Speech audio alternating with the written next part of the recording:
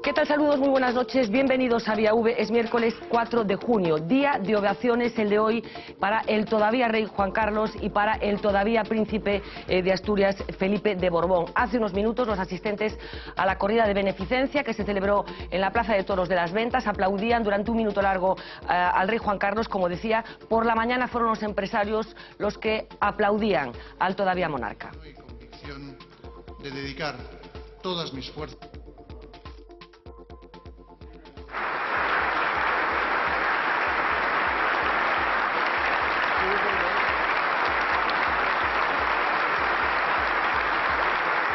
Todos los gestos y todas las palabras de la familia real se están escrutando al minuto en las últimas horas, palabras como las del que será Felipe VI dentro de unos días, palabras que hoy pronunció en su primer discurso después de que su padre el rey manifestara el pasado lunes su voluntad de abdicar. Un discurso en el que el príncipe Felipe habló de una España unida y diversa.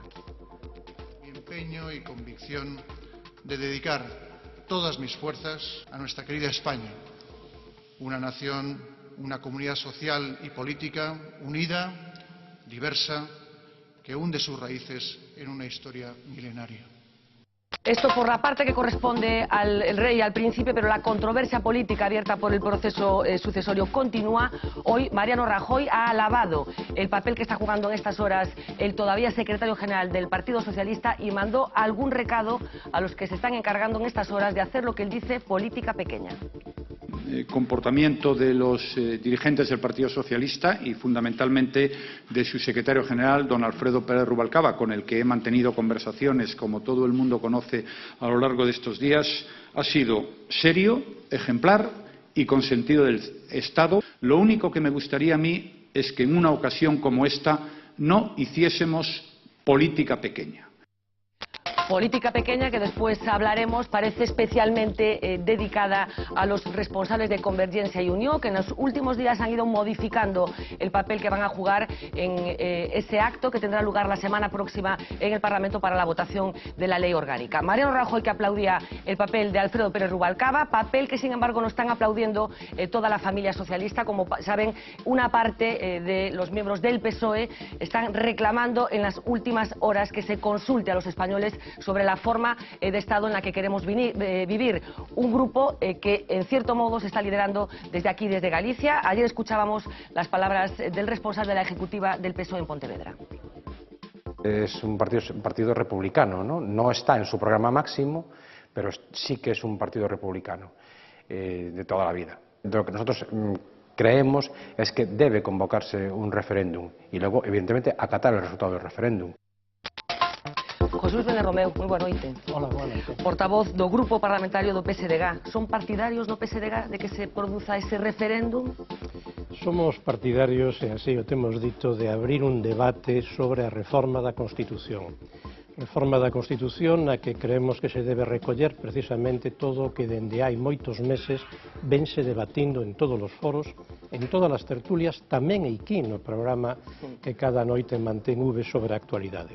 E evidentemente, dentro desos temas, que está a formación do Estado, están os entes territoriais, está o financiamento autonómico, está o problema de Cataluña e tamén está, evidentemente, a máxima magistratura do Estado, a xefatura do Estado. Pero como se ten que concretar ese debate? Porque hai un plazo inminente que é o da vindeira semana, nese pleno que vai celebrar o Congreso dos Deputados para votar esa lei orgánica. No, o que se vai a votar no plazo dunha semana é ao coñecemento a aceptación da abdicación do rei. Eso é o que di a lei orgánica que se vai someter a votación. O que estamos plantexando é algo que non esgota a súa importancia nin o día 18 nin a curto prazo. Se trata dunha reforma profunda que dé satisfacción aos ancellos de moitas generacións vivas, actuais, de españoles que consideran que o texto de 1978, con todas as súas virtudes, ten que ser mellorado, ten que ser reformado e ten que ser de novo un marco de convivencia para varias décadas. Por lo tanto, a urxencia non ven dada porque o día 18 se produza a sucesión na Xefatura do Estado, senón a urxencia ben dada pola necesidade de que haxa un debate serio, sereno, e un debate consecuente, evidentemente. Bueno, pois imos falar polo miúdo desta discusión que parece que se está mantendo no seno do Partido Socialista. A outra gran noticia do día sigue pasando pola capital de Galicia, por Santiago de Compostela.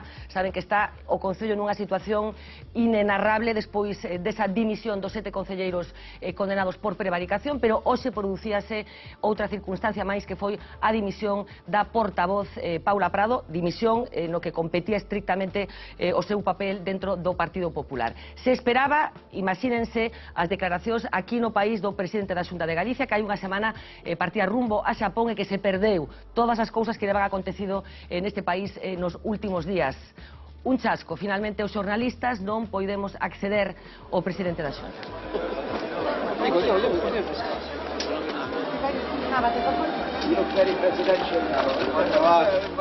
Bueno, un acto que do que participaba, como decíamos, Alberto Núñez Feijóo, no que estaba tamén acompañado polo ministro Soria, un acto que foi pechado exclusivamente os medios gráficos, os xornalistas, o resto dos xornalistas foron pechados nunha sala e, como decíamos, non poidemos acceder ao presidente da Xunta. O que lle queríamos preguntar, entre outras cousas, pola situación na que se atopa o Concello de Santiago e pola situación da súa exvoceira Paula Prado. Paula Prado, que comunicaba esta mañana, como decíamos, a súa intención, a súa decisión de abandonar esa portavocía que de feito non exercía dende hai 3 meses.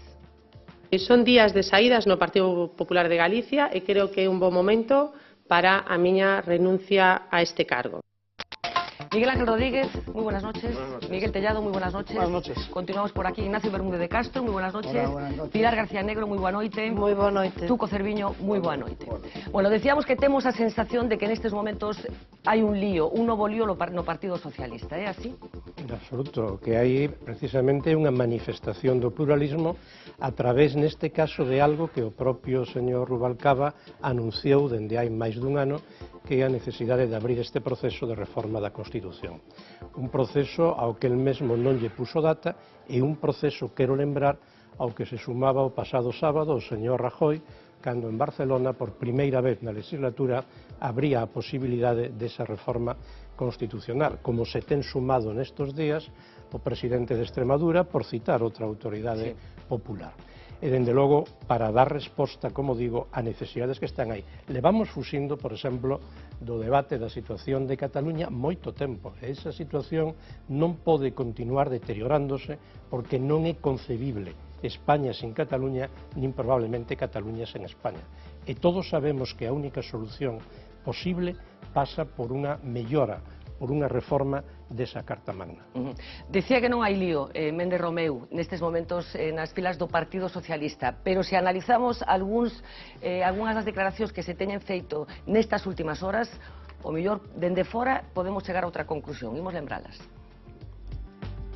Estamos en ese consenso constitucional y vamos a seguir estándolo. Ese consenso nosotros no lo vamos a romper, está ahí, creo que es un valor. Se debía instar a la presidencia del Gobierno a convocar una consulta para que el pueblo español pueda decidir libremente qué tipo de Estado quiere. Y el PSOE es uno de los partidos que se ha comprometido siempre, durante todos estos años, con la Constitución española y no va a dejar de hacerlo. Pero hay rebelión dentro del PSOE de muchas voces. No, hay opiniones. Nese proceso de reforma que eu creo que é necesaria, insisto, non solamente pola cuestión da jefatura de Estado, os socialistas se sabe que somos esencialmente republicanos, ¿no? El partido era republicano en tanto que la monarquía no respetaba la democracia. Entonces, de verdad, lo que era accidentalista, que se decía en el lenguaje clásico. Eso fue lo que cambió. Le pregunta vostede a un republicano convencido e se abre unha oportunidade para que se poida debatir o que non foi posible en 1975. Yo soy una persona que defiendo el Estado de Derecho y defiendo la Constitución, por lo tanto,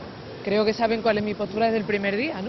Todo eso es lo que tendrían que votar los ciudadanos con un referéndum constitucional, con una nueva Constitución. Si hubiera ese referéndum teórico y hubiera un gobierno que lo impulsara, en mi opinión, con poco sentido de la responsabilidad, como he dicho antes, se tendría que abrir toda la Constitución. Pero es evidente que este país necesita reformas profundas y de gran calado en absolutamente todo, también en la propia institución de la monarquía. Todavía yo echo en falta que los jóvenes socialistas sean más radicales. Estamos ante la juventud socialista menos radical de la historia del PSOE. Concorda vostede ca folla de ruta que está marcando Rubalcaba neste proceso de sucesión? Pois a verdade é que para nada, todo o contrario, non? Que non está capacitado para pilotar unhas primarias e por iso que tampouco está capacitado para decidir o futuro dos cidadáns españois e galegos. En este caso, nos está condicionando a todos. Alfredo Pérez Rubalcaba, teño que dizer que me parece que as que están tomando en este momento son as correctas.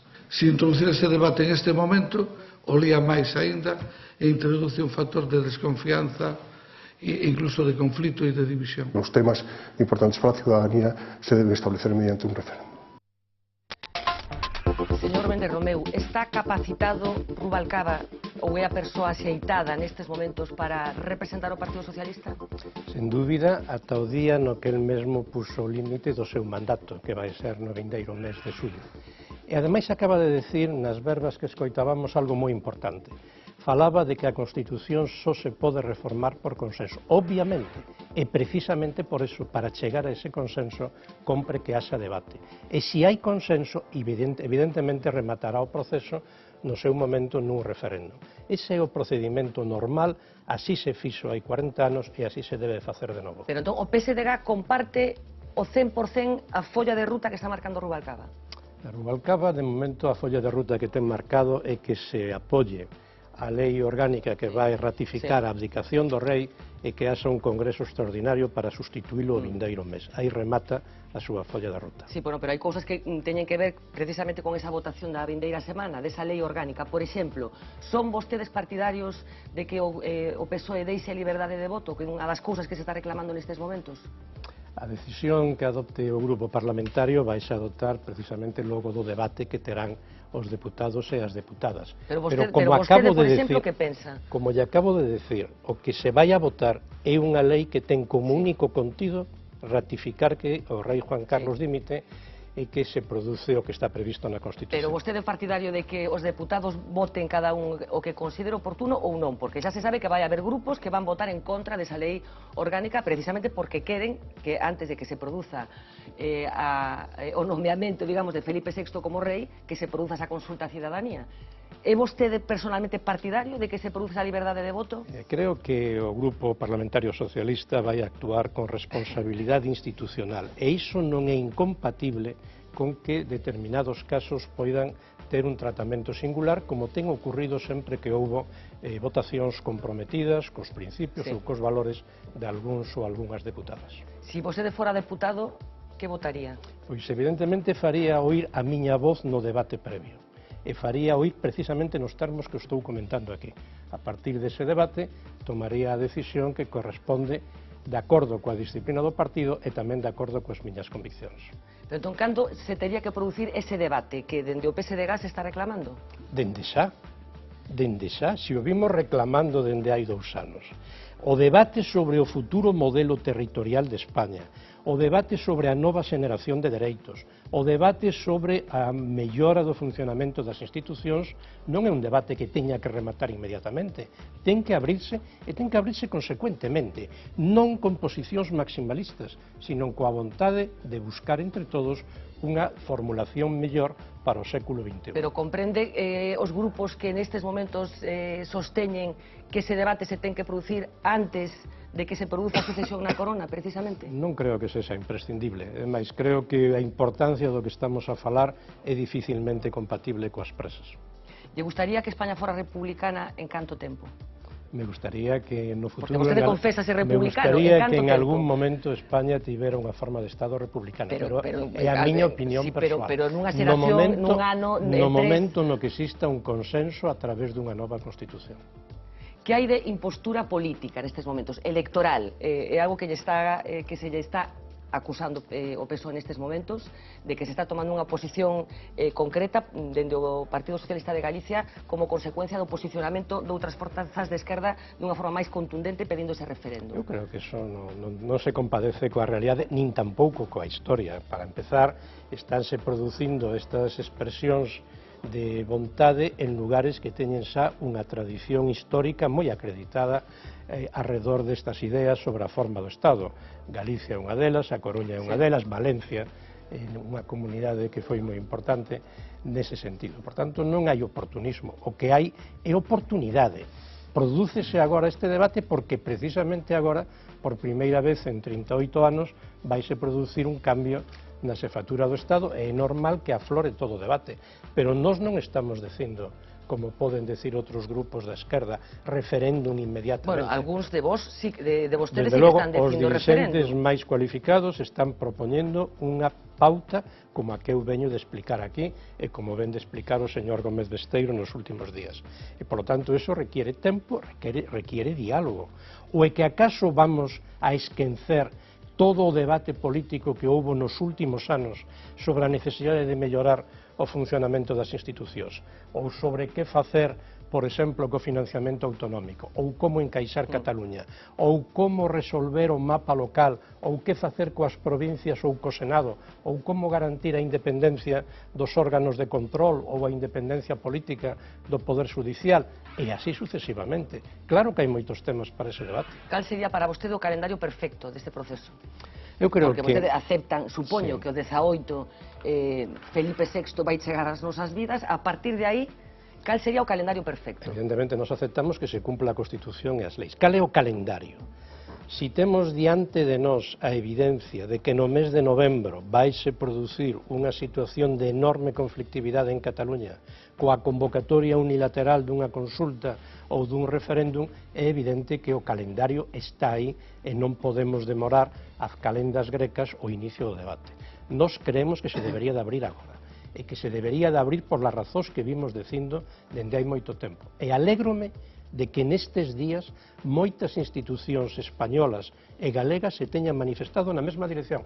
Mesmo onte o presidente da Confederación de Empresarios, por citar alguén absolutamente alleo á vida política ou ás principais organizacións sindicais. Bueno, pois estamos falando de plazos máis ou menos curtos, por fin consigo que me diga un plazo concreto que supoño que ten que ver con ese 9 de novembro. Como tería que concretarse ese diálogo, esa negociación ou ese debate que vostedes propoñen? Pois a sociedade ven de decilo precisamente nas eleccións das pasadas eleccións europeas. É dicir, a sociedade non quere permanecer allea a pactos entre as cúpulas dos partidos. Foi sumamente criticado o xeito en que se produciu no ano 2011 unha modificación puntual da Constitución para introducir unha regla de gasto que foi pactada entre os dirixentes do Partido Socialista e do Partido Popular. E iso mereceu enormes críticas que todavía chegan ata estas últimas eleccións. Por tanto, a ciudadanía nun país avanzado quere participar, quere ter opinión, as opinións en democracia hai que contalas, é dicir, hai que votar a través de representantes e aí é como se vai conformando unha posición. Por tanto, o primeiro paso é que haxa debate claro. De ese debate saldrán os puntos de consenso. Non serán todos, serán algúns arredor desos puntos e sobre os que hai que avanzar. Hai un conflicto xeracional nestes momentos no Partido Socialista. Escoitábamos a Felipe González prácticamente negando que nestes momentos o PSOE sexa un partido republicano. Bueno, evidentemente a historia ofrece moitas leccións. O Partido Socialista nas súas orixes é un partido, como ven de decir Felipe, que se levanta contra un estado de explotación en 1879 e non plantexa nese momento que o obxectivo sexa a sustitución da monarquía pola república. Eso vai vir moito máis tarde, a principios do século XX, cando se pon de manifesto que a monarquía española daquela época era absolutamente incapaz de conseguir a homologación cos países europeos. E logo se vai producindo esa confluencia cos partidos republicanos no transcurso da dictadura de Primo de Rivera e da Segunda República. Esa é a historia do Partido Socialista, non é un tema xeneracional, é un tema histórico. De feito, hoxe, dentro do Partido Socialista, hai persoas de máis edade e de menos edade que comparten unha ou outra posición. Pero creo que a maioría sí comparte que o enorme valor da Constitución de 1978 non é incompatible coa necesidade de mellorala e adaptala. Algo que, por certo, se ten feito numerosas veces en Alemania, numerosas veces en Estados Unidos e noutros moitos países. Foi o rei que se merecía a España, Juan Carlos I? Creo que Juan Carlos I, que inicia o seu mandato rodeado dunha extrema desconfianza polos seus antecedentes, vai conseguindo pouco a pouco adoptar o papel que agardaba unha democracia moderna e vai, sobre todo, respondendo ao que di a Constitución sobre o papel del monarca. En ese sentido, creo que respondeu a esas expectativas e, por eso, durante moito tempo, tivo un elevado grau de afecto e de aprezo, que lamentablemente perdeu nos últimos anos e que probablemente tamén iso indica a aceleración coa que se produce agora a abdicación. Bueno, imos abrindo un pouco a mesa para introducir máis comentarios. Miguel Ángel Rodríguez. Bueno, yo creo que la diversidad de voces que se están escuchando en el seno del Partido Socialista responde también a la diversidad de opiniones y de voces que hay en la sociedad. Sí es destacable o es subrayable en algún sentido que aquellos dirigentes socialistas que han tenido altas responsabilidades de gobierno o que ahora mismo están llamados, bien porque están dirigiendo el partido hasta que no suceda así, o bien porque parecen ser los sucesores de los que ahora están, todos coincidan con la no necesidad de abrir ahora mismo, en este momento, este melón. Yo creo que el momento, a diferencia de lo que se dijo en esta mesa recientemente, yo creo que el momento es un momento idóneo para llevar a cabo esta transición. Creo que fue el director de La Voz de Galicia el otro día en la mesa, decía que la marcha del rey cierra la transición. Sí. Yo creo ¿Idóneo para qué? ¿Para que se produzca el debate que se propone? Idóneo para que sea el momento de la abdicación de este rey y su sustitución por otra figura, porque yo creo que efectivamente cierra. Pero con respecto al debate, con respecto a la oportunidad de que se amplíe el debate y que se incluya en ese debate qué tipo de Estado queremos. Yo tengo la sensación de que hay, es evidente que hay opiniones que dicen exactamente lo que se está escuchando ahora en la mesa por boca del señor Méndez Romeu, pero creo que hay una gran mayoría silenciosa que está conforme con la manera en la que la corona se ha comportado en España y ha respondido ante momentos decisivos de la historia. Y a esa mayoría, que yo creo que es una mayoría que no está, es una mayoría silenciosa, no es una minoría ruidosa a la hora de reclamar este debate. Pero creo que existe una posibilidad legal de hablar y debatir todo lo posible, pero creo que no es en este momento, es decir, yo estoy más de acuerdo con la prolongación del calendario y de hacer el debate, si es que hay que hacerlo de una manera mucho más sosegada, que hacerlo en el momento caliente de una abdicación, que es un momento histórico muy preciso y que está reflejado en la Constitución con determinadas lagunas, como la necesidad de hacer y operar una ley orgánica en muy poco tiempo para que eso pueda suceder. Las referencias a la Constitución han sido permanentes en las últimas horas, por parte, por ejemplo, del señor Eduardo Torres Dulce, fiscal general del Estado. Bueno, pues se ha convertido la apelación a la Constitución casi en un asunto sagrado. Lo que no está en la Constitución, dice este señor, no existe. Lo que está en la Constitución está en la Constitución, lo que no está en la Constitución no existe en la vida política y social de España. Yo de opciones políticas, ya saben ustedes que no opino. No quiero que los políticos se ingieran vamos a decir, en el mundo judicial, y yo tampoco tengo el respeto absoluto por las decisiones políticas. Comparte vostede, señor Méndez Romeu, esa visión casi sagrada da Constitución que nestas horas está manifestando pois moitos líderes políticos e mesmo a Fiscalía Xeral do Estado? A Fiscal Xeral do Estado non é precisamente un líder político, e o que acaba... Podemos discutir sobre eso. Poderíamos discutir sobre o seu papel, pero o que acaba de decir é simplemente a visión dun funcionario. Claro que hai vida fora da Constitución, e claro que a Constitución ten que dar resposta a esa inquedanza, ou onde están os dereitos de nova xeración. A Constitución actual, por exemplo, a sanidade, o dereito á sanidade pública, o sistema público de saúde non está entre os dereitos fundamentais, figura entre outros dereitos sociais. Garantir e blindar hoxe que existe ese servizo público de carácter universal e gratuito, claro que sería oportuno incorporalo na lista de dereitos fundamentais dos españois, como sería oportuno incorporar que, ademais da igualdade de xénero, exista a igualdade de salario en semellantes condicións de traballo, que ata agora non está conseguida, ou a presencia da igualdade de xénero nos consellos de administración das empresas e nos postos directivos dos organismos públicos, e así sucesivamente. Claro que hai vida fora da Constitución. Bueno, esta discusión do PSOE, como comprenderás, está ventilando tamén a través de Twitter, esa gran ágora pública na que se ten convertido nos últimos tempos. Vou ler un Twitter que ten que ver co que está pasando no PSOE nas últimas horas, a ver que lle parece. Di: el PSOE era republicano, pero tiene un compromiso con la corona, y era de izquierdas, pero tiene un compromiso con los millonarios. ¿Qué te parece? Bueno, pareceme unha parvada que non pode ser contestada. Onde está ese compromiso coas persoas máis acomodadas? Onde existe? A ver, extendido, vostede que é moi inteligente entende perfectamente por onde vai este Twitter. Quero decir, o Partido Socialista ten nos últimos tempos un problema co seu discurso económico que quedou de manifesto nestas últimas eleccións europeas. Todos lembramos ese día no que Elena Valenciano estaba falando das políticas contra das políticas de austeridade contra elas, o mesmo día que o Partido Socialista francés estaba aplicando esa austeridade. Ten un problema co seu discurso económico e non sei se tamén ten un problema nestes momentos con monarquía ou república. No, o Partido Socialista tivo o veredicto das urnas nas pasadas eleccións xerais que significaron un rexeitamento da política aplicada nos últimos anos do goberno Zapatero. E iso é o que estamos pagando agora na oposición. Non creo que exista neste momento unha oposición ás propostas do Partido Socialista no estado no que están formuladas. E, evidentemente, o que se faga en Francia é responsabilidade do goberno de Francia e dos partidos políticos de Francia. Non nos consultan o que van a facer. Bueno, pero a socialdemocracia en Europa ten un problema de discurso nestes momentos.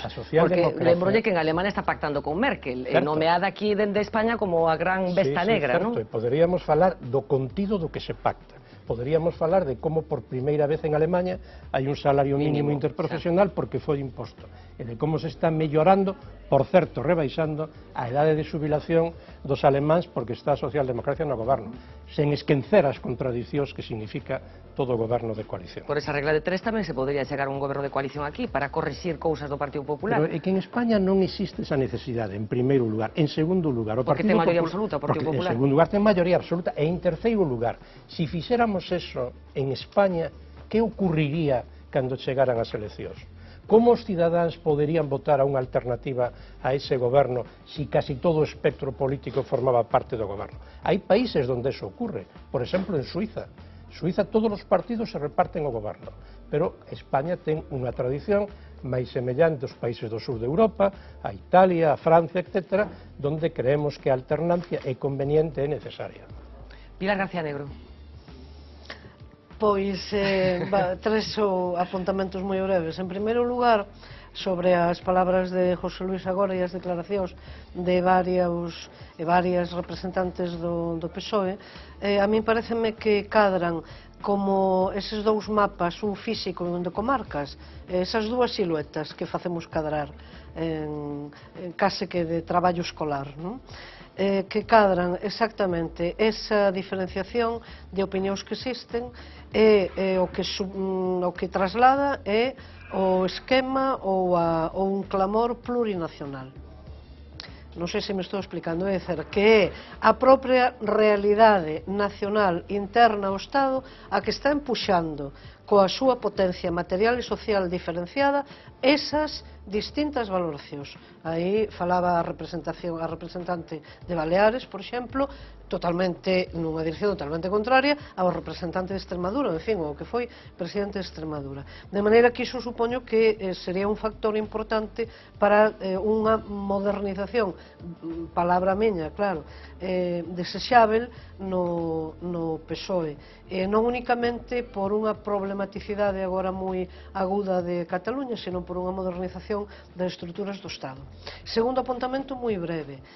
Claro, a respeito da monarquía e da sucesión, hai por parte de quen a apoia e por parte de quen apoiou no pasado unha contradición flagrante, e é agora apoteose de primarias, de hiper, super, mega democracia ou case que democratite, secundarias, terciarias, que decir, o máis apurado da escolla, e simultaneamente apóllase un cargo vitalicio sen eleición de ningún tipo.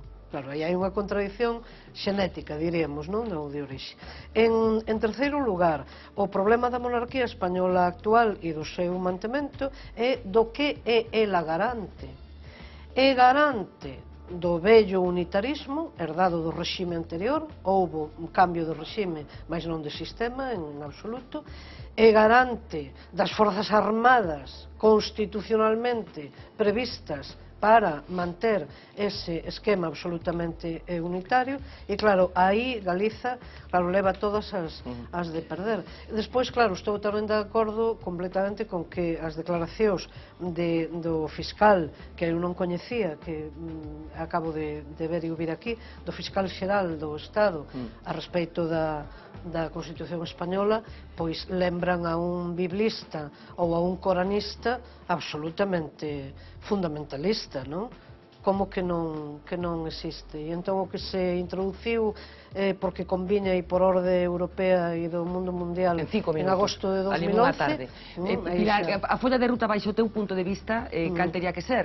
O señor Méndez Romeu xa deixou claro que hai que agardar a que ese 18 deste mes se produza a coronación de Felipe VI, pero baixo o teu punto de vista, que teria que acontecer para que, supoño, non se producira esa coronación? Eu coido que sería moi interesante, en primeiro lugar, que nos partidos como o propio PSOE, que non se pronunciaron, a diferencia, por exemplo, do Bloque Nacionalista Galego, que ten unha emenda a totalidade a esa lei de un único artigo, esa lei orgánica, ou de outras organizacións políticas presentes no Congreso, que existise, en primeiro lugar, liberdade de voto para os deputados e deputadas das formacións correspondentes, porque non é un asunto menor, e en segundo lugar, claro, eu defendo por suposto a celebración de un referéndum, ou utilizo unha palabra que José Luis usou antes, que é a palabra oportunidade. Pero entón, claro, a oportunidade en termos a ver si se pudese centrar dunha vez por todas a política española en termos de recoñecemento desa realidade plurinacional, de unha nova configuración do Estado e a partir de aí, por suposto, de unha vontade dos cidadáns e das cidadás expresada libremente a respecto do propio sistema. Tú, como interesa tamén saber se ti eres partidario de que se produza liberdade de voto o vindeiro mércores ou non. Justamente se me preguntas por eso en concreto, justamente polo mismo que de Pilar, non son partidario de que haxa liberdade de voto. Creo que a liberdade de voto, se me vas permitir, vou ler unha cita que trouxen aquí nun libro, moi cativa. 4 renglóns. O sea, ti tamén ves aquí a falar do teu libro, non? Sí, non, este non é meu, xa me gustaría. Cuidado que nos poden chamar casa de citas, Sí. Bueno, hai cousas peores. Hai que basar, eu son, permitídeme decirlo, unha persoa con formación científica e gústame basear as miñas afirmacións cando son comprometidas en bibliografía, en papers, como decimos os médicos. Quero decir, a liberdade... Os demais tamén temos un chisco de formación e de deformación tamén temos algo. Sí, por suposto, Pilar, claro. De formación e de deformación. É unha brincadeira, perdón. Quero decir, eu creo que a liberdade de voto debe existir, xa o teño aquí explicado, exclusivamente naquelas cuestións que afectan á conciencia ética das persoas. Bueno, pero isto... No. Que corresponde á conciencia ética e que non é tamén indiscutible, non? Pois cuestións relacionadas coa ética máis íntima. Quen decide que é unha cuestión ética? Bueno. Quen o decide? Pois probablemente cada quen, pero... pero tamén... Que unhas primarias... Non, pero... Bueno, se me deixades falar, falo, non? É unha cousa moi seria. Esta cuestión, a pregunta é moi importante, precisamente porque é unha cuestión esencial. A disciplina de voto que eu defendo é unha disciplina que evidentemente non a decide unha persoa, xa o teño explicado aquí, a decide o colectivo, a decide o grupo parlamentario, a decide a executiva, e logo de acordada unha posición despois dun debate, os diputados teñen que respetar esa disciplina. E leo a frase sobre esa cuestión. Logo me gustaría, Fernanda, se posible, dar a miña opinión sobre a cuestión da Constitución do referéndum, vamos ter tempo, ainda que coincido obviamente, basicamente con José Luis. Neste libro de Colección Astral, Breve Historia de Italia, que non é tan breve, escrito polos profesores británicos Herder e Walley, discutindo a política italiana de finales do XIX, din: la disciplina, una cámara compuesta por 500 miembros, en la que cada cual votara las leyes con arreglo a su juicio particular, haría imposible a cualquier gobierno llevar a cabo un programa. Esta é a cuestión. O sea, si Pero, hai... perdón, a disciplina de voto non existe en todos os parlamentos do mundo, en todas as cámaras legislativas do mundo non existe.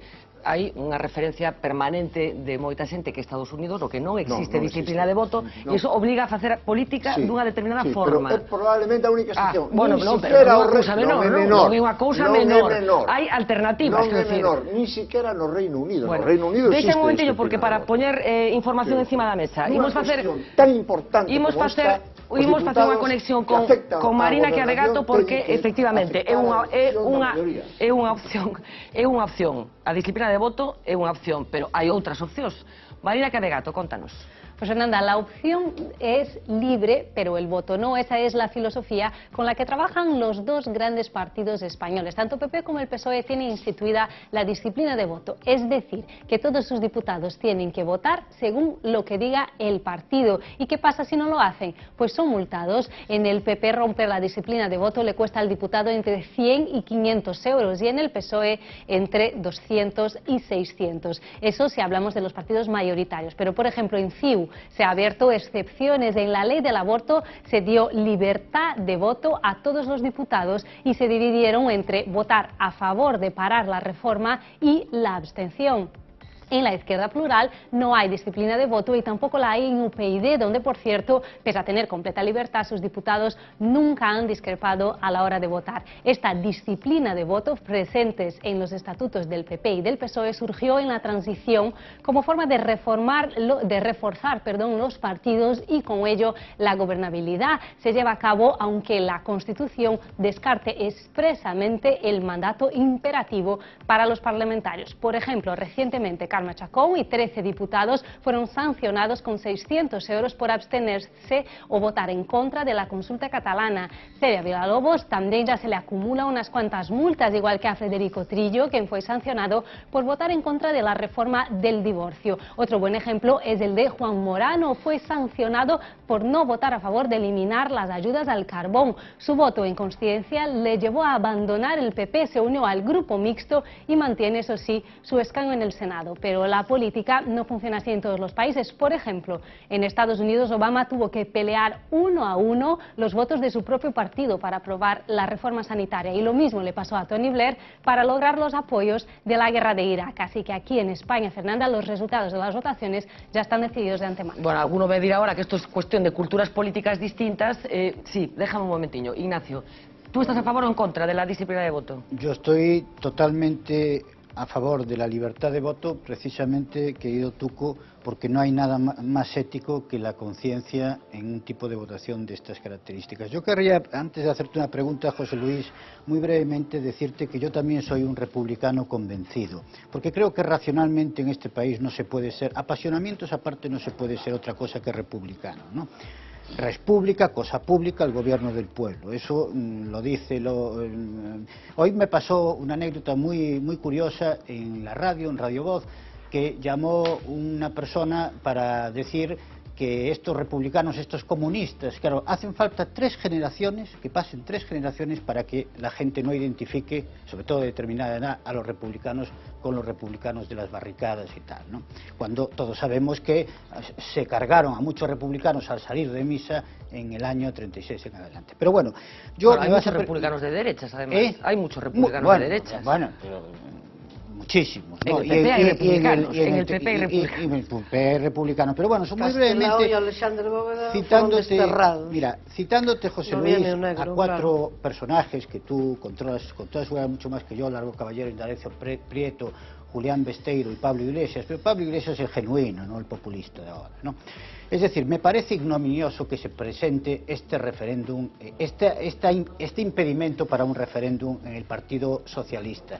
Es decir, que Rubalcaba hable de un consenso constitucional y que de alguna manera esté avalando la tesis de que le parece bien la monarquía, me parece que se está cargando la meritocracia, me parece que está dando por hecho de que todos los sucesores que pueda tener los monarcas de aquí ad infinitum puedan ser gente preparada, indudablemente el futuro Felipe VI está mejor preparado que ningún otro Borbón, pero también échale tela, porque vamos a ver, está mejor preparado que ningún otro Borbón, pero depende, que para quién. Hay mucha gente en este momento, que a lo mejor gente muy humilde que tiene en su casa hijos que son premios extraordinarios de carrera y que están en el paro porque no tienen nada que ver.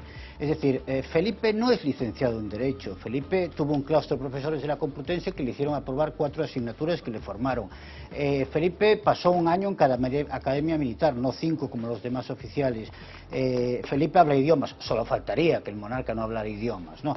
Es decir, a mí me parece, vuelvo a repetir, y creo que es la palabra, ignominioso en tanto en cuanto Rubalcaba no haga, y ya termino, Fernanda, no haga, de alguna manera, no tenga un respeto por todos estos políticos que tanto presumís de que fueron un poco vuestros abanderados, y se plantee el tema de que la democracia debe seguir y que no es el momento.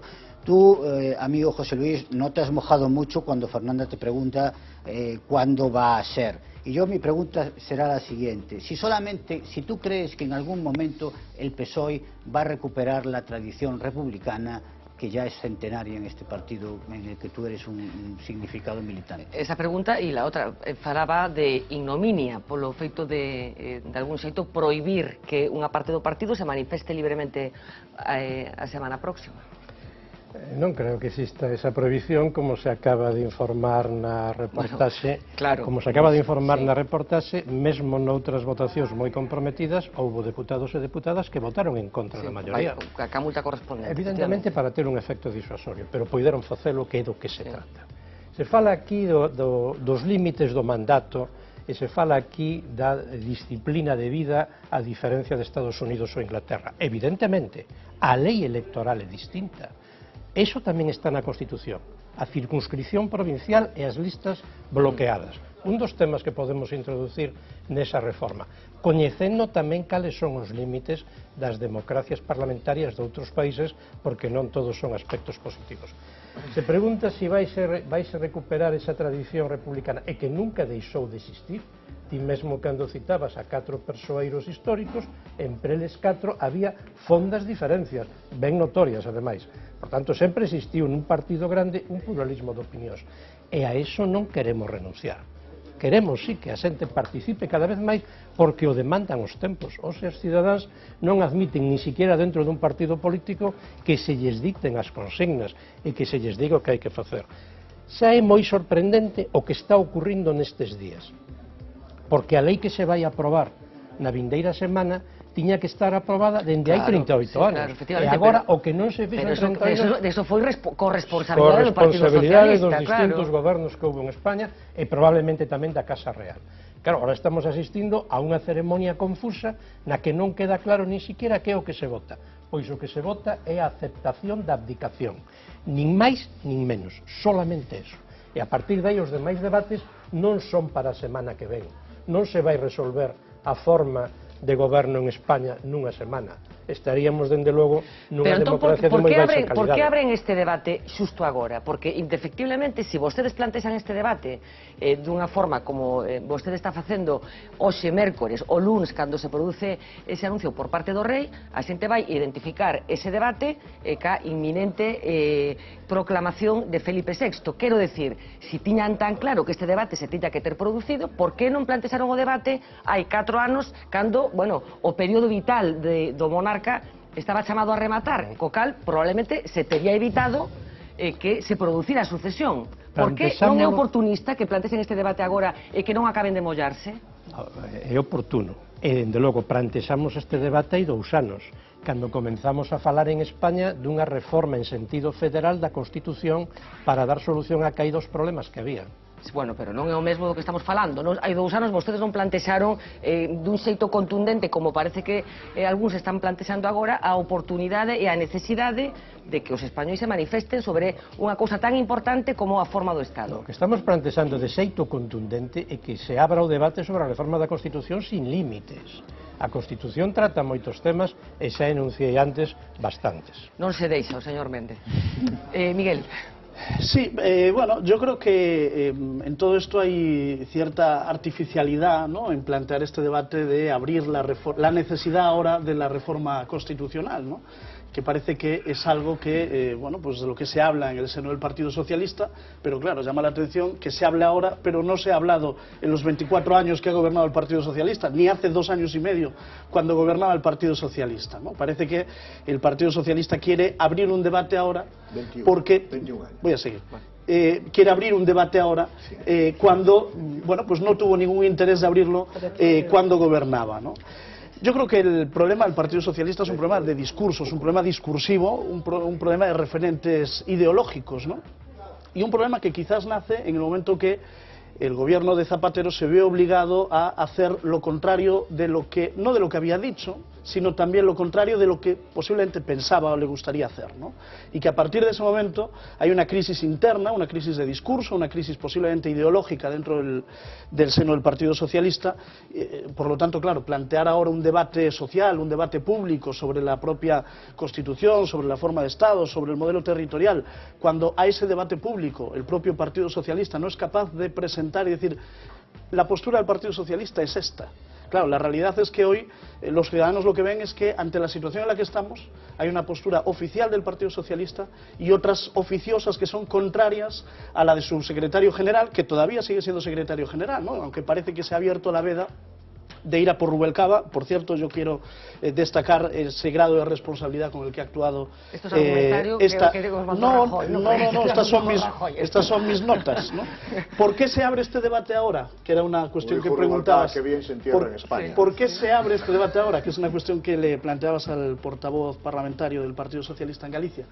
Pues yo creo simplemente porque el Partido Socialista, y en Galicia lo llevamos viviendo desde hace año y medio, y en España parece que desde hace una semana, yo creo que ahora mismo está, bueno, pues extasiado, como decía antes Pilar García Negro, por ese seguidismo acomplejado de la izquierda radical, que parece que ahora el PSOE quiere ser más de izquierdas que nadie, quiere ser más de izquierdas que Izquierda Unida, quiere ser más de izquierdas que la izquierda a la izquierda que nos ha aparecido, y yo creo que en el fondo es un problema de referentes el que se nos plantea en estos momentos para la izquierda, ¿no? Por orden. Jesús Méndez Romero. A verdad que escoitar o señor Tellado pois permite coñecer o argumentario oficial. Pero entón, que facía o señor Rajoy o pasado sábado cando coñecía esa abdicación plantexando por primeira vez en Barcelona a reforma constitucional?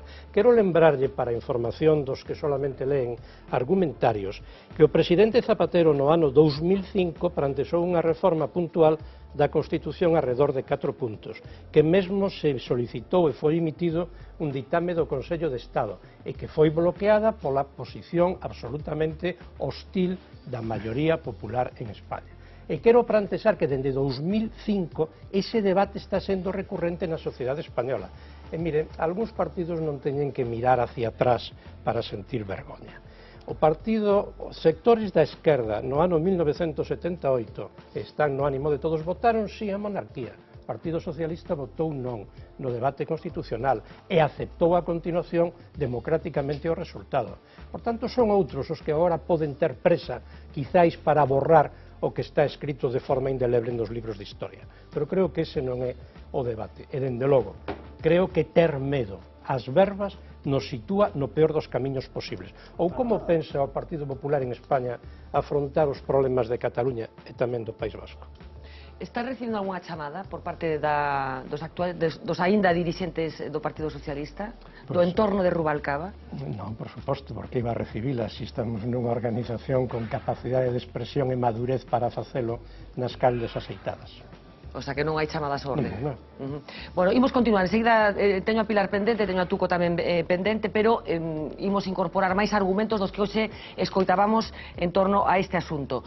Escoitábamos o presidente do goberno, Mariano Rajoy, alabando o papel que está xogando nestas horas Alfredo Pérez Rubalcaba. Dixo máis cousas. Yo tengo que decir que el comportamiento de los dirigentes del Partido Socialista y fundamentalmente de su secretario general, don Alfredo Pérez Rubalcaba, con el que he mantenido conversaciones, como todo el mundo conoce, a lo largo de estos días, ha sido serio, ejemplar y con sentido del Estado y, por tanto, no tengo la más mínima duda sobre cuál va a ser la posición del Partido Socialista Obrero Español en las próximas fechas. Estamos viviendo un momento muy importante en la vida de la nación española. Quiero decir que el Gobierno de España ha actuado con transparencia y con lealtad, informando a todos los grupos políticos, que nadie ha sido ignorado ni preterido. Y a partir de ahí quiero señalar también que todo el mundo puede tomar las decisiones que estime oportuno y conveniente en base a su historia, a su libertad, a su trayectoria, a sus propios intereses. Todo el mundo puede hacerlo. Lo único que me gustaría a mí es que en una ocasión como esta no hiciésemos política pequeña. Y tengo que decirle que España es, por fortuna, una democracia avanzada, con unas instituciones fuertes que van a estar a la altura de las circunstancias y también con un cuerpo legislativo que tenga usted la total y absoluta certeza que se va a cumplir, al menos mientras yo sea presidente del Gobierno de España. En cuanto a la reforma de la Constitución, que es un tema recurrente, yo creo que lo más importante es saber qué es lo que se quiere reformar. Decir una cosa que no significa nada, pues tiene poco sentido. Bueno, referencias explícitas a Convergencia y Unión. Pilar García Negro, estabas pendente de comentar algo. Sí, o españolismo recalcitrante considera que as nacións internas ao Estado español, as realidades nacionais, son unha especie de mancha perpetua a que hai que aplicar un deterxente abrasivo e a realidade amósanos que non hai deterxente que poda con elas. Entón, é esa realidade nacional a que está hoxe, non coido que o mimetismo ou a influencia de formacións exitosas electoralmente a respecto do PSOE, senón esas realidades nacionais diferentes as que están puxando ou as que están empurrando posicións, claro, que son diferenciadas. E todo iso por qué? Porque existe Galiza, Galiza existe, e parece que quere ter criterio político tamén, e eu aplaudiría que o tivese autonomizado por parte de todas as formacións políticas, o Partido Popular inclusive, por suposto, o PSOE tamén, naturalmente o Bloque Nacionalista Galego xa o tende xenéticamente e tipolóxicamente de toda a vida, e Cataluña existe, os países cataláns, aparecía as declaracións. Déxame, porque estás falando de Cataluña e Rajoy se refería dunha forma moi explícita. E existe a España política tamén que pode representar o señor Monago, perdón, o señor Ibarra. Decía que de una forma más o menos explícita Mariano Rajoy se estaba refiriendo a la posición cambiante de Convergencia y Unión en las últimas horas en relación con esa votación de esa ley orgánica que va a tener lugar el próximo miércoles en el Congreso de los Diputados. Inicialmente parecía que Durán y Lleida estaba por la vía oficial, digamos, pero en las últimas horas algunos interpretan que forzados, empujados por el propio debate que se está produciendo en Cataluña, han ido matizando su punto de vista hasta el punto de que en estos momentos parece que están en disposición de abstenerse en la votación del próximo miércoles. Cuéntanos esos bandazos, Marina. Pues nada, todo indica que CiU finalmente se abstendrá en esta votación de la ley de abdicación, o por lo menos eso es lo que hará su portavoz en el Congreso, Durán y Lleida. Así lo decía hoy a través de Twitter. Ha confirmado que si bien el sentido del voto se decidirá en el seno del partido de CiU y que todavía tiene que hablar con el presidente Artur Mas, él defiende la abstención. La decisión definitiva se tomará el jueves, pero ya ha causado polémica. El lunes, Durán y Lleida había dicho desde Roma que no tenía sentido votar en contra de la ley orgánica porque, en definitiva, era solo una aplicación de un procedimiento previsto en la Constitución. En cuanto a la abdicación como tal figura, yo la acabo de conocer, es abdicación, pero en cualquier caso es una previsión constitucional, por tanto hay que situarla dentro del normal funcionamiento de las instituciones y no hay que darle otro tipo de valoración. Así que muchos aseguran que este mismo lunes optaba por el sí en la votación, pero hoy ha preferido cargar contra el bipartidismo. Ha defendido que todo lo importante se acuerde siempre entre PP y PSOE y se excluye a CiU es un error de Estado. Y en el futuro, dice, el nuevo rey les debería decir que las cosas se deben hacer de otra manera. Tal vez por eso hoy Rajoy hablaba de hacer política pequeña. Fernando. Bueno, pues muchas gracias, Marina. La posición cambiante de CiU. Tuco. Sí. Dúas pequenas matizacións o que dixo Marina antes. Primeiro, o mandato imperativo desde a Asamblea do Xogo de Pelota no París Revolucionario refírese ao mandato imperativo dos cidadáns sobre os diputados, non a outra cousa. despois dun debate decidiuse que na democracia participativa e deliberativa non había mandato imperativo. Segunda cuestión, a cuestión de Inglaterra, volvo ao libro. Pero xa estábamos noutra... Sí, pero que é moi importante matizar isto, di o libro, reconstruir los antiguos partidos y disciplinarnos a fin de que sus miembros votaran por y con el partido cualquiera que pudiese ser su opinión sobre esta u outra lei, como se hace en el Parlamento británico.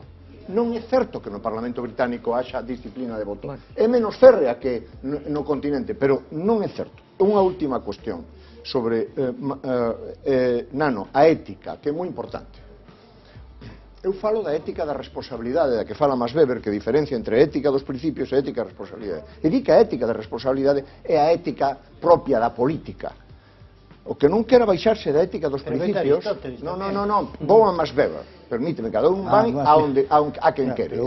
Max Weber é un teórico fundamental da política moderna, e a ética da responsabilidade, ou a Sartre, as manos sucias, entendes? Moi ben, o sea, eu non quero manchar as mans e, polo tanto, nese sentido, quero decir, quédome na casa. E remato cunha cousa. O PSOE sempre foi un partido accidentalista, hasta tal punto que unha das persoas que citaches, que é Largo Caballero, e non estou orgulloso desta parte, pero en todo caso foi nada máis e nada menos que membro do Consello de Estado do dictador Primo de Rivera, con un acordo da ala esquerda do Partido Socialista, rechazada por outra ala, por suposto polos académicos, por Fernando de los Ríos, Besteiro, etc., a cambio de que se mantivesen as conquistas da clase obreira, as 8 horas, o seguro das nais, o seguro de enfermedade, que, por certo, o dictador mantivo. Sí, pero eso que tiene que ver con o que yo digo. Ten que ver con que é un partido accidentalista. Eso que ten que ver. É un partido accidentalista. É verdade que agora non conozo ningún socialista, neste momento, eu non conozo a ningún militante do PSOE que sea monárquico. A ningún. Directamente, non, nunca conocín a ningún, pero unha cousa é o occidentalismo, non, pero non conozo a ningún. Pero que está de moda agora ser... Non. O occidentalismo ficou derrubado en 1976 coa opción clarísima a favor da monarquía e a favor do pacto constitucional. Bueno, pois deixademe que avancemos un pouco porque hoy... O republicanismo quedou derrubado na República do 31. Ahí quedó derrubado. Tuco, primer discurso del príncipe de Asturias después del anuncio de la abdicación de su padre. Hay quien interpreta que ya hay mensajes políticos en las palabras que hoy pronunciaba Felipe de Borbón. Habló de una España unida y diversa. Pero es evidente que el día de hoy tiene una significación especial. Con permiso del padre Tarsicio. Después de que este pasado lunes Su Majestad el Rey anunciara su decisión de abdicar la corona de España y poner fin a su reinado. De manera que las circunstancias llevan a que mis primeras palabras sean en esta querida tierra de Navarra, uno de los solares originarios de nuestra patria española. Permitidme entonces que respete el procedimiento parlamentario iniciado y me limite a reiterar públicamente mi empeño y convicción de dedicar todas mis fuerzas, con esperanza, con ilusión, a la tarea apasionante de seguir sirviendo a los españoles, a nuestra querida España, una nación, una comunidad social y política unida, diversa, que hunde sus raíces en una historia milenaria. España unida y diversa. Miguel, ¿hay que interpretar esto ya como algo concreto? Yo lo interpreto y lo enlazo con lo que estaba diciendo al principio de mi intervención. Es decir, yo creo que después de cerrar una primera transición en España, este gesto del rey y las primeras palabras del rey que va a suceder a Juan Carlos forman parte de esa llamada que yo creo que puede estar haciendo de alguna manera la institución de la corona a una segunda transición. El rey habla de un relevo generacional incluso, y el príncipe y futuro rey en su primera intervención después de la abdicación habla ya de la necesidad de cambios, ¿no? Yo creo que esta segunda transición que se inicia ahora tiene que abordar cuestiones tan trascendentales como el modelo territorial, como la consolidación y la reforma fiscal, como la ley electoral y la ley de los partidos políticos, o como el modelo institucional, y ahí cabe el Senado, cabe el papel concreto de las comunidades autónomas y, ¿por qué no?, cabe también la jefatura del Estado. Pero será en ese calendario, es decir, será en esa senda de debate político y de discusión político. Por eso yo creo que no procede ahora abrir ese debate, sí que procede abrir esta segunda transición con un monarca nuevo, de una generación distinta y con probablemente ideas políticas ¿Una transición distintas. hacia dónde? Porque transición es que queremos llegar a un sitio. Insisto, ¿A dónde se quiere llegar? Hacia un nuevo modelo territorial que no genere las tensiones que está generando el actual. ¿Pero y cuál tendría que ser ese modelo? ¿Modelo federal? ¿Modelo independiente Cataluña? ¿Qué modelo? Ojalá tuviera yo la fórmula, pero lo que yo digo es que toca ahora discutir cuál es ese modelo. No porque el que tengamos esté necesariamente agotado, pero sí está generando una tensión política y social que no es aceptable. Bueno, escuchamos las palabras del príncipe Felipe, esa apelación a la unidad de España, una España unida y diversa, exactamente fue lo que dijo, y hoy también fue un día particular para el rey Juan Carlos, que mantenía un encuentro con empresarios que, además de ovacionarlo, escucharon esto.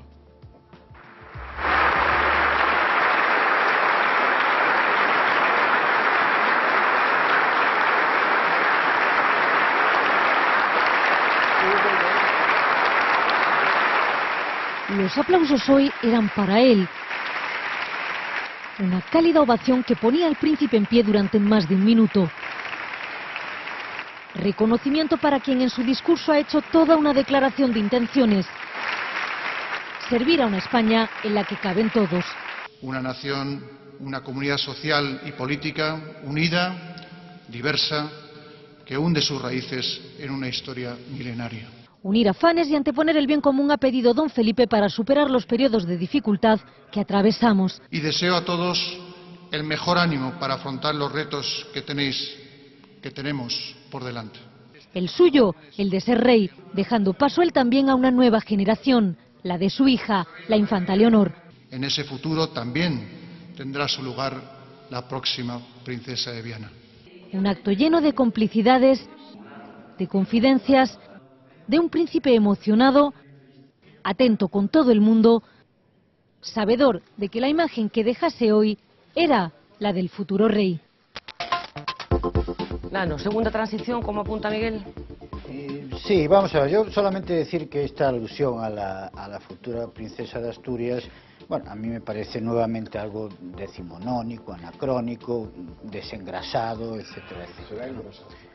No, desengrasado, sí, porque le falta grasa, está chirriando, ¿no? Sí. Pero bueno, vamos a ver, el hecho de que le aplaudan los grandes financieros, pues tampoco tiene nada de particular, lo consideran uno de los suyos. ¿Qué pasaría si el rey Juan Carlos fuera a una asamblea de desahuciados, no estoy haciendo demagogia, ¿Qué ocurriría si fuera a una asamblea de desahuciados, de preferentistas, de sociedad protectora de animales, que fuera a una cocina económica? Bueno, de momento, efectivamente, el rey ha estado con empresarios, con militares y con los taurinos. ¿Pero qué le aplaudirían en un banco de alimentos? No lo creo, no lo creo. Entonces, todas estas cosas, a lo mejor es que está yendo a donde sabe que está siendo bien recibido. Claro, vamos a darnos cuenta de que el ascenso que va a tener el príncipe de Asturias en unos días de teniente coronel a capitán general, eso no lo hizo ni Franco. Entonces se está jugando, el único capitán general que hay en España es, aparte de los que ya hubo, es el rey, ¿no? Entonces solo faltaría que se le fueran a insubordinar los suyos. Los banqueros lo consideran uno de los suyos, lo invitan a sus yates, etcétera, etcétera. Entonces, bueno, para mí esto no es nada significativo, es decir, si no, no iría. La familia real participa anualmente en encuestaciones públicas a beneficio de las asociaciones contra el cáncer y tal, sin que haya habido ningún problema estridente en la calle en ningún momento. Yo al menos no lo he visto. Sí, bueno, pero me pareció así medio off the record decir que que no hubo masas sociales, afamados, que decías tú antes, Tuco, de... No, al contrario. Pero bueno, a mí Ao contrario, que ao parecer hoxe, según escoitei, nas ventas nunha corrida de touros, a plaza inteira, como se fose Curro Romero, aplaudirlle posto en pé. Bueno, dice, xoga no seu terreo, sí, pero ali había 30.000 persoas. Sí, pero que tamén son cidadáns, 30.000 personas que pudieron pagar los bonos de las ventas. Decías tú... Afortunadamente un aspecto especial da historia española. Nano, hablabas tú, creo, de la próxima princesa de Asturias, la niña Leonor, que tiene 8 años. Tuco, de verdad, por favor, Tuco. Vale, gracias. Decíamos, bueno, Nano, por favor. Hablábamos de la infanta Leonor y quizás en esa figura de esa niña, de esa cría tan pequeña de 8 años, muchos están viendo lo raro que es esto de la monarquía, porque es una niña que va a tener que asumir un papel institucional con carácter inmediato. La veíamos hace unas pocas semanas participando en un primer acto oficial, un primer acto vinculado al ejército, criticado en esta mesa en concreto por Roberto Blanco Valdés, que cree que fue una mala elección, que la infanta Leonor tendría que haber participado en un acto de otra naturaleza en su estreno como persona relevante, que parece que está llamada a ser en la historia de España, pero claro, a medida que se van sucediendo las horas y que se va acercando su nombramiento como princesa de Asturias, vamos viendo la película a la que se va a tener que enfrentar esta niña de 8 años que se supone está siendo educada por sus padres como una niña del siglo XXI. Hoy había acto relacionado con los premios Príncipe de Asturias porque se fallaron algunos de esos premios y claro, se habló de la infanta Leonor, que en la próxima entrega de los premios Príncipe de Asturias tendrá que ocupar un papel que se está definiendo todavía, pero que va a estar una niña de 8 años, insisto. Se decía esto hoy desde Oviedo. A mí me parece muy bonita la idea de que el próximo mes de octubre esté ya la infanta Leonor entregando el premio, porque ya hay precedentes. Hombre, es verdad que tiene 9 años, que son poquitos. El príncipe Felipe lo entregó el primer premio cuando tenía 13 años. Entonces, hombre, eso desde el punto para la Fundación Príncipe de Asturias, la imagen en el Teatro Campo Amor de la infanta Leonor, que es tan guapa, que es tan simpática, que es tan educada, entregando este premio, hombre, eso es foto en todos los rotativos de la tierra. A mí me parece muy bien que sea princesa de Asturias y que sea pues una infanta tan monísima y tan inteligente y tan lista como parece, me parece estupendo. Fijándose en su padre y reclinando la cabeza ante el paso de la bandera. Así se estrenó Leonor, de 8 años, en su primer acto oficial, porque la infanta va a ser princesa y como tal debe aprender a comportarse. La niña ya habla inglés, va a clases de ballet y estudia la historia de los Borbones. Educación en forma de comportarse, solo hay que ver cómo trata las cámaras. Ella sabe cómo dirigirse, cómo estar, está muy bien formada. De hecho, los flashes no la abruman, ni lo hacían de bien pequeña. En pocos años, Leonor podría estrenarse en un acto público. Probablemente sean los premios Príncipe de Asturias. Su padre lo hizo con 12 años. De las primeras palabras en público que pronuncio en mi vida. Y yo creo que ese sería quizá un buen estreno para ella. Más adelante, seguramente la futura princesa estudiará una carrera y se formará en el extranjero. Creo que debería hacerla y, por supuesto, en una institución pública con posterioridad pueda desarrollar algún posgrado en el exterior, que es bueno también para liberarlo de la presión mediática, ¿no? Pero también tendrá que seguir la carrera militar. Debería pasar por la Academia General Militar, por la Escuela Naval Militar y por la Academia General del Aire para que le permita ser capitán general de los 3 ejércitos. Porque en cuanto sea mayor de edad pasará esto. Guardar y hacer guardar la Constitución y las leyes. La princesa Leonor jurará la Constitución para un día llegar a ser la reina Leonor. Bueno, pues como decimos, la infanta Leonor, que va a tener que ocupar con carácter inmediato un papel que a lo mejor a algunos nos parece extraño, como consecuencia de la edad que tiene la cría, 8 años, insisto, una niña muy pequeña, que va a estar con los focos encima. Es cierto que lleva estando desde que nació, pero de una forma completamente distinta. Yo no sé qué nos sugiere esto, Miguel Tellado. Bueno, yo creo que eso depende del grado de exposición pública al que la sometan, y yo, si fuese su padre, pues la sometería al mínimo posible, ¿no? En todo caso, volviendo creo que no nació tema, la familia correcta para eso. En todo caso, hablando de la reforma constitucional, la previsión constitucional, que era lo que hablábamos antes de este vídeo, y el papel que juega el monarca a raíz de las declaraciones de Ignacio, yo creo que es que al rey no se le puede juzgar juzgar por la valoración del último año, los 2 últimos años. Yo creo que hay que juzgarlo por un periodo histórico de 39 años y de una valoración que en términos generales la mayoría de la ciudadanía, la inmensa mayoría de la ciudadanía, por encuestas que se conocían estos días, valora positivamente, ¿no? Más allá de circunstancias bastante desafortunadas que todos conocemos de los últimos años, ¿no? Por lo tanto, yo creo que acotar la imagen del rey a unos hechos puntuales determinados, recientes, bueno, pues es hacer una injusticia histórica a un rey que ha jugado un papel determinante para consolidar la democracia. Consolidar la democracia en España. Miguel, muy hábilmente me desvió el asunto de la niña, que no es un asunto menor, y bueno, Miguel, que tiene niños pequeños en edades próximas a las de la infanta Leonor, yo no sé si crees que pone en evidencia lo anacrónico de la institución, el hecho de que la niña pase a tener un papel determinado. Yo creo que claramente es una de las cosas que exponen la parte más sórdida del sistema monárquico. Es decir, yo creo que los niños son niños, deben ser tratados como niños y no deben jugar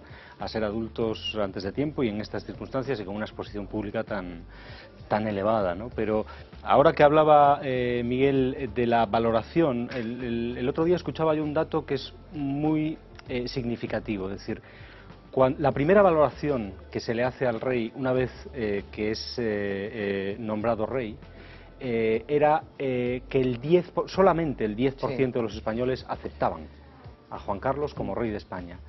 De ese 10% en el que empieza su reinado, llegó a tener cotas de casi el 90%. Nunca superó el 90%, pero estuvo casi al borde del 90%.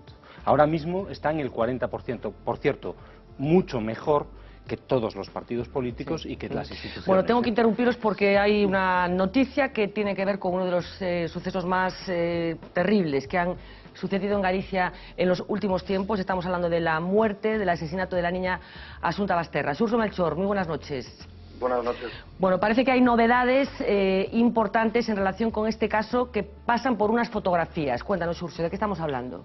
Pues efectivamente, son unas fotografías que los que hemos estado siguiendo de cerca este caso conocíamos su existencia, pero que finalmente se han incorporado hoy al sumario, después de darle muchas vueltas el fiscal y ha decidido incorporarlas. Son unas fotografías en las que Asunta Basterra aparece vestida, en unas aparece dormida y en otras aparece vestida con una ropa un tanto provocativa, con unas medias, un corsé y en actitudes no muy propias para haber sido tomadas por su propio padre, Alfonso Basterra. Estas imágenes estaban en el teléfono móvil y en el ordenador, en el teléfono móvil de estas en concreto de Alfonso Basterra, fueron borradas por él, los expertos de la Guardia Civil las han recuperado y desde luego, aunque no constituyen una prueba concluyente de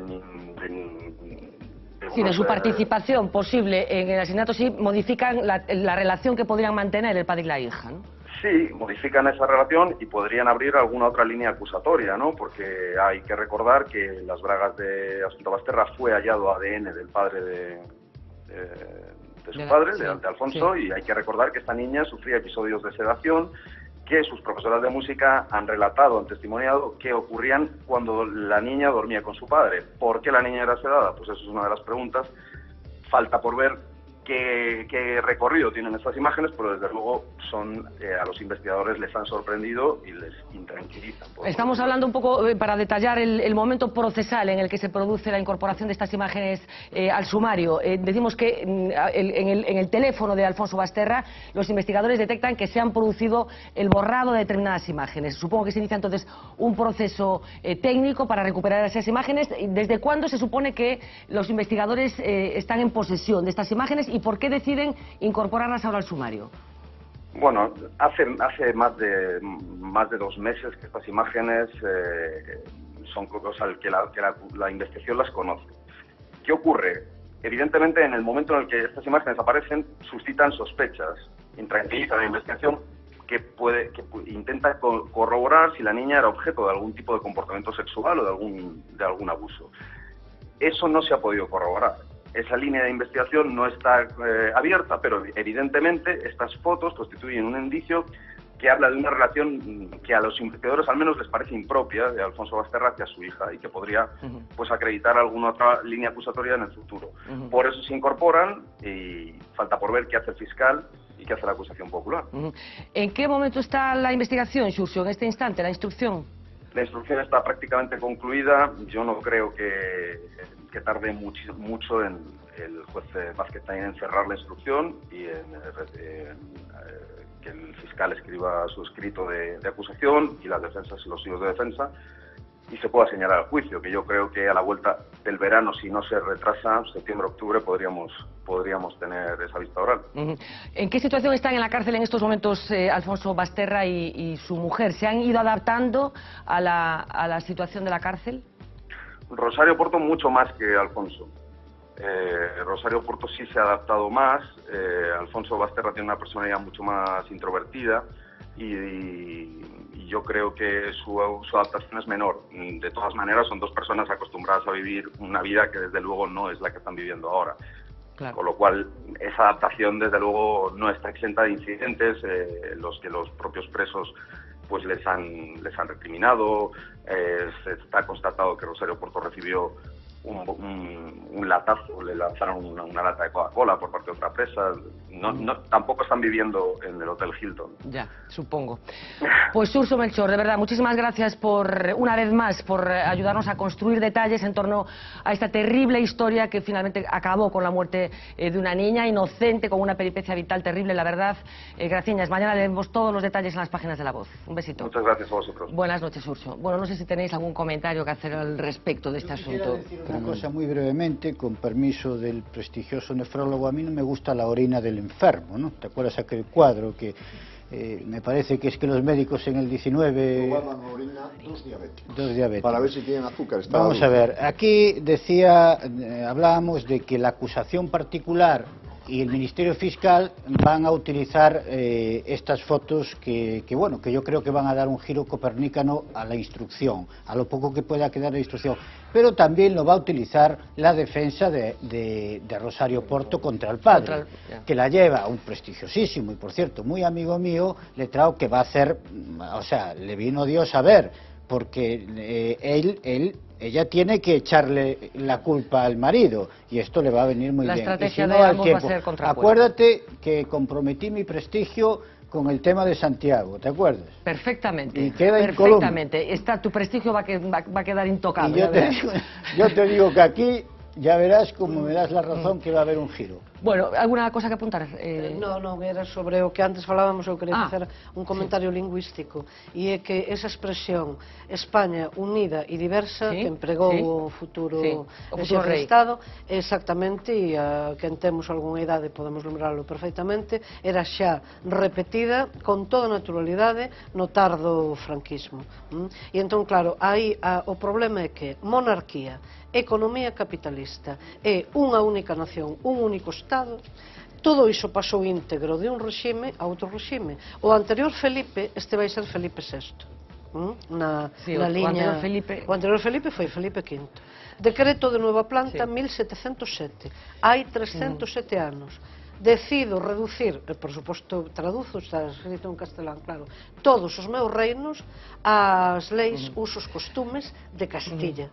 Isto, aí está a orixe, esa historia común que nace nunha parte manu militari e noutra parte por pura imposición. Bueno, vamos a ir poniéndole punto final a este gran bloque que hemos dedicado hoy a la monarquía, a ese proceso sucesorio que se ha abierto en España. Un momento, por favor. Hoy estáis de verdad que si habláis todos a la vez, pues a lo mejor la gente se va a su casa, a su cama.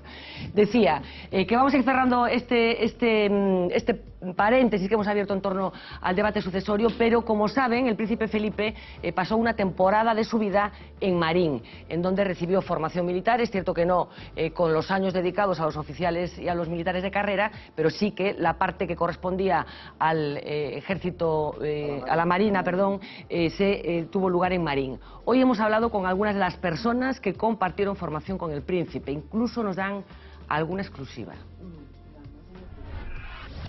En los últimos 4 meses de 1986, Felipe de Borbón cursó parte de su formación militar en la Escuela Naval de Marín para después embarcar en el Juan Sebastián Elcano.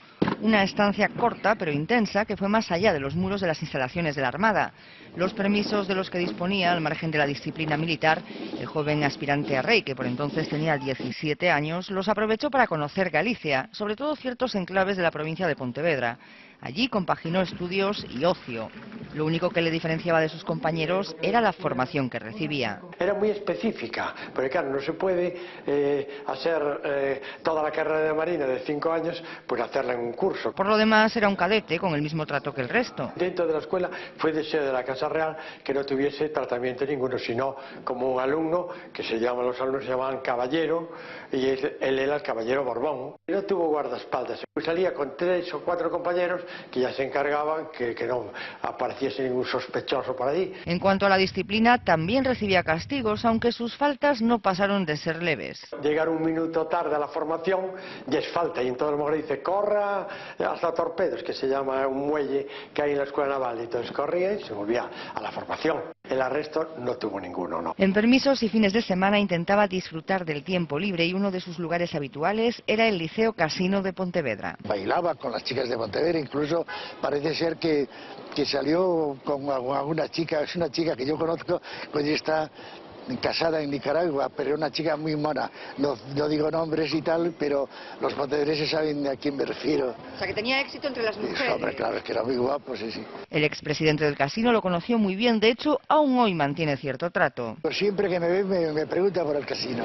Muy inteligente, muy serio, y esto se parece más a la madre que al padre. En Pontevedra cayó muy bien, sí. Se comenta de que de las 3 academias, donde mejor lo pasó fue en Marín. Santiago, Vigo, Bayona, San Censo eran los destinos del príncipe de Asturias durante su formación en Marín, pero cuando se trataba de comer, con barro era de sus preferidos, en concreto el restaurante O Peirao, que hoy regenta Carlos. Sus padres sirvieron al futuro monarca cuando él solo tenía 12 años. Claro, yo flipaba, yo estaba flipando. Sí. La celebración y entrega de despachos de su promoción se realizó en este restaurante. Recuerdo que se habían comido, pues me parece que una caldeirada de pescado, muy llano, con la gente, muy agradable. La verdad es que tengo ese poquito recuerdo que tengo. Es muy bueno de él. Para alumnos de la escuela, O Peirao sigue siendo una referencia. Hoy comparten paella escuadrillas del Cuerpo de la Armada de Madrid, que realiza un curso en Marín. Pues hemos tenido la suerte de poder transportarlo varias veces. Más que cariñoso, se sabe nuestros nombres siempre. Hoy el brindis va por él. Por el primero de nuestros marinos, de nuestros soldados, por su majestad el rey. Por el rey.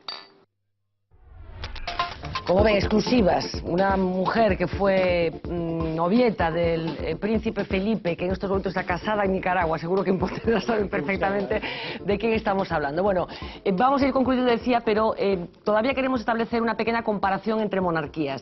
Estamos hablando de la monarquía española, estamos hablando, empezando a conocer los detalles del acto de proclamación que tendrá lugar en torno al 18 de junio, fecha que no está estrictamente cerrada. Un acto que se supone que va a ser sencillo en el Congreso de los Diputados, sin imposición de corona, etcétera, etcétera, etcétera.